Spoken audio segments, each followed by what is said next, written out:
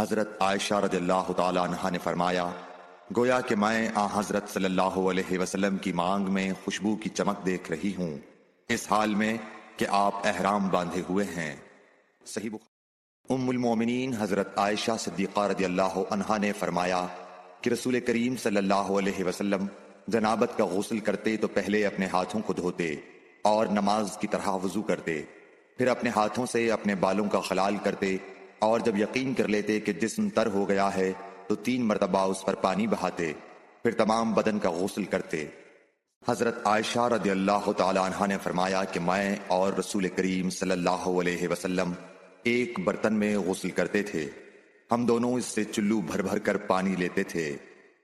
ام المومنین حضرت میمونہ رضی اللہ عنہا نے فرمایا کہ رسول اللہ صلی اللہ علیہ وسلم نے غسل جنابت کے لیے پانی رکھا، پھر آپ نے پہلے 2 یا 3 مرتبہ اپنے دائیں ہاتھ سے بائیں ہاتھ پر پانی ڈالا، پھر شرمگاہ دھوئی، پھر ہاتھ کو زمین پر یا دیوار پر 2 یا 3 بار رگڑا، پھر کلی کی اور ناک میں ڈالا اور اپنے چہرے اور بازوؤں کو دھویا، پھر سر پر پانی بہایا اور سارے بدن کا غسل کیا، پھر اپنی جگہ سے سرک کر پاؤں دھوئے۔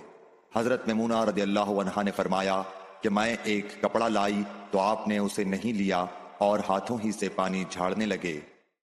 حضرت ابو ہریرہ رضی اللہ تعالیٰ عنہ سے روایت ہے کہ نماز کی تکبیر ہوئی اور صفیں برابر ہو گئیں، لوگ کھڑے تھے کہ رسول کریم صلی اللہ علیہ وسلم اپنے حجرے سے ہماری طرف تشریف لائے۔ جب آپ مصلی پر کھڑے ہو چکے تو یاد آیا کہ آپ جنبی ہیں، بس آپ نے ہم سے فرمایا کہ اپنی جگہ کھڑے رہو، اور آپ واپس چلے گئے۔ پھر آپ نے غسل کیا اور واپس ہماری طرف تشریف لائے تو سر سے پانی کے قطرے ٹپک رہے تھے۔ آپ نے نماز کے لیے تکبیر کہی اور ہم نے آپ کے ساتھ نماز ادا کی۔ حضرت میمونہ رضی اللہ عنہا نے فرمایا کہ میں نے نبی صلی اللہ علیہ وسلم کے لیے غسل کا پانی رکھا اور ایک کپڑے سے پردہ کر دیا۔ پہلے آپ نے اپنے دونوں ہاتھوں پر پانی ڈالا اور انہیں دھویا، پھر اپنے داہنے ہاتھ سے بائیں ہاتھ میں پانی لیا اور شرمگاہ دھوئی، پھر ہاتھ کو زمین پر مارا اور دھویا، پھر کلی کی اور ناک میں پانی ڈالا اور چہرے اور بازو دھوئے، پھر سر پر پانی بہایا اور سارے بدن کا غسل کیا۔ اس کے بعد آپ مقام غسل سے ایک طرف ہو گئے، پھر دونوں پاؤں دھوئے۔ اس کے بعد میں نے آپ کو ایک کپڑا دینا چاہا تو آپ نے اسے نہیں لیا اور آپ ہاتھوں سے پانی جھاڑنے لگے۔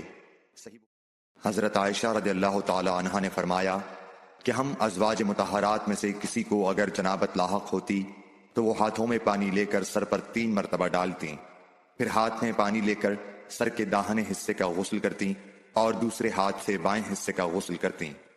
نبی کریم صلی اللہ علیہ وسلم نے فرمایا، بنی اسرائیل ننگے ہو کر اس طرح نہاتے تھے کہ ایک شخص دوسرے کو دیکھتا، لیکن حضرت موسیٰ تنہا پردے سے غسل فرماتے۔ اس پر انہوں نے کہا کہ بخدا موسیٰ کو ہمارے ساتھ غسل کرنے میں صرف یہ چیز مانے ہے کہ آپ کے خصیے بڑھے ہوئے ہیں۔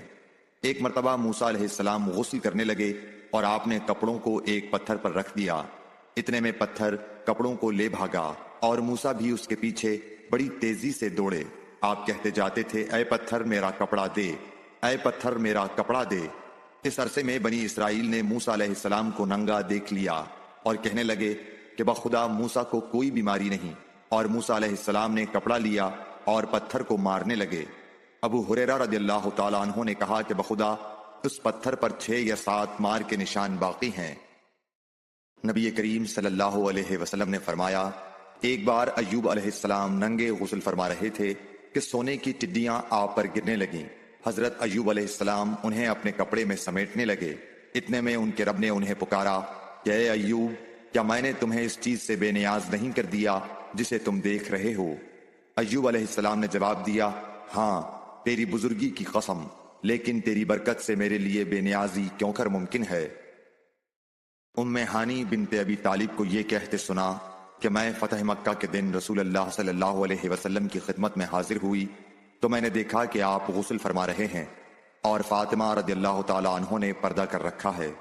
نبی اکرم صلی اللہ علیہ وسلم نے پوچھا، یہ کون ہیں؟ میں نے عرض کیا کہ میں ام ہانی ہوں۔ Like, share and subscribe for more videos.